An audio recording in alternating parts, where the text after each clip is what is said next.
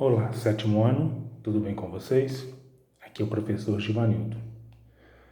Nós já estamos na semana 4 do PET complementar e o vídeo de hoje é para esclarecer algumas dúvidas e ajudar vocês a resolver as atividades.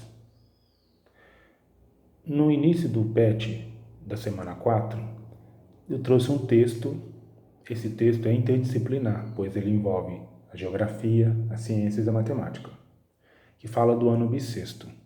Aqui tem um texto explicando o que é ano bissexto, vocês vão fazer uma leitura dele, certo? E a parte da matemática envolvida aqui é a seguinte. Para você identificar se um ano é bissexto ou não, você identifica através da divisibilidade por 4 e divisibilidade por 400. Nós vimos no primeira semana do PET os critérios de divisibilidade. Quando é que um número é divisível por 4? Um número é divisível por 4 quando ele termina em 00 ou quando os dois últimos logaritmos da direita formam um número que é divisível por 4, certo?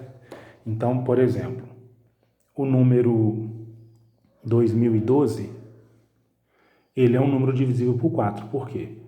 Porque os dois últimos logaritmos aqui, olha, ele formam o número 12. Como 12 divide por 4, então 2012 divide por 4, tá certo? Vamos ver outro exemplo. O número 2100. 2100 termina em 00, não termina? Ele divide por 4, porque termina em 00.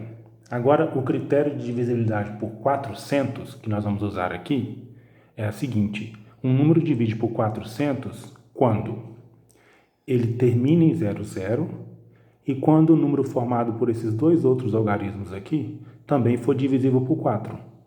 Então, por exemplo, esse número aqui não divide por 400. Por quê? Porque não termina em 00. Esse aqui também não divide por 400. Por quê? Apesar de terminar em 00, o 21 não divide por 4, tá certo? Então, aqui tem o critério, tem que saber desses critérios para saber se um ano é bissexto ou não. Vamos ver aqui alguns exemplos. Após você fazer essa leitura, você vai, então, se inteirar mais do que eu estou falando aqui. Por exemplo, o ano 2000, por exemplo, ele foi bissexto. Por quê? Porque 2000 termina em 00 e ele divide por 4. E também divide por 400. Porque termina em 00. E esses dois números, dois algarismos aqui formam o número 20. E o 20 divide por 4. Se isso acontece, ele é divisível por 400. Já o ano de 2012, também como foi falado, ele é divisível por 4, não é? Se ele é divisível por 4, ele também foi ano bissexto.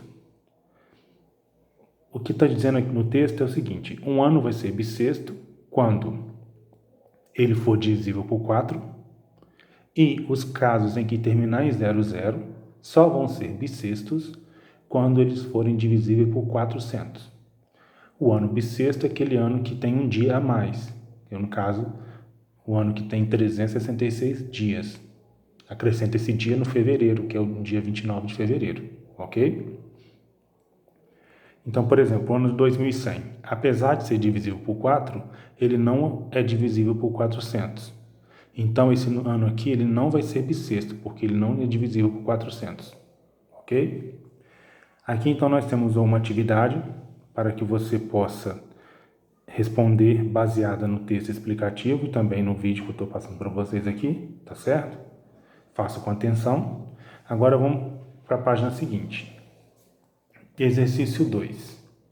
Exercício 2 tem um gráfico, está dizendo que em agosto de 2011, a atleta brasileira Fabiana Müller conquistou a primeira medalha de ouro do Brasil na história dos campeonatos mundiais de atletismo, no salto com vara.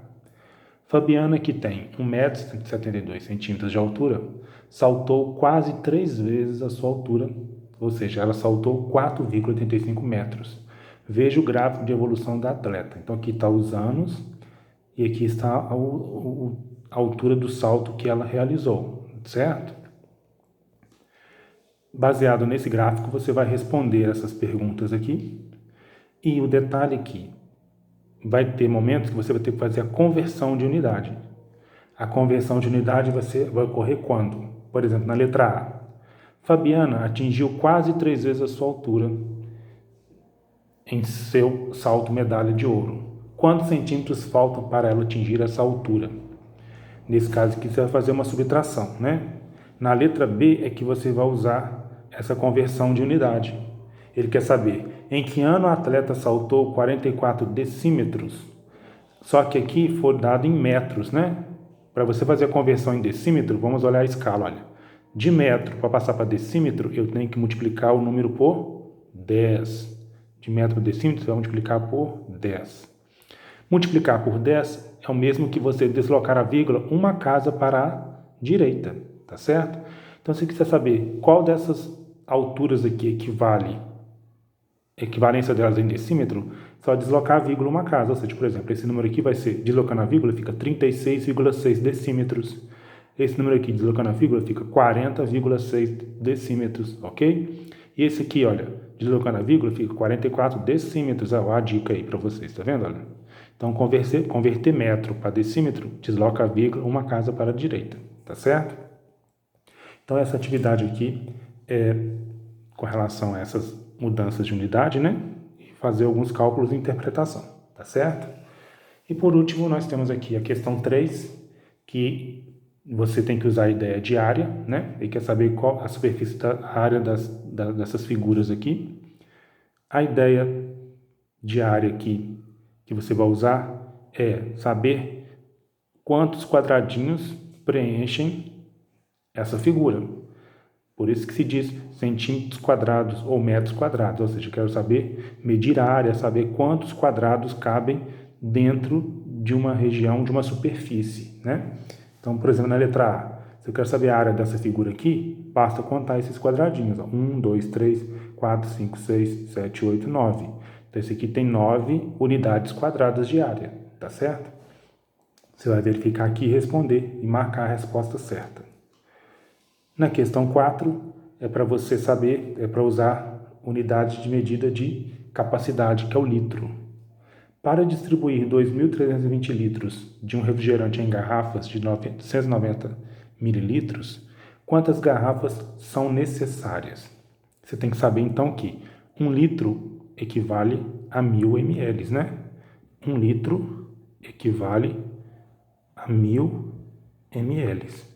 Aqui, então, é só você fazer a conversão e fazer os cálculos, tá certo?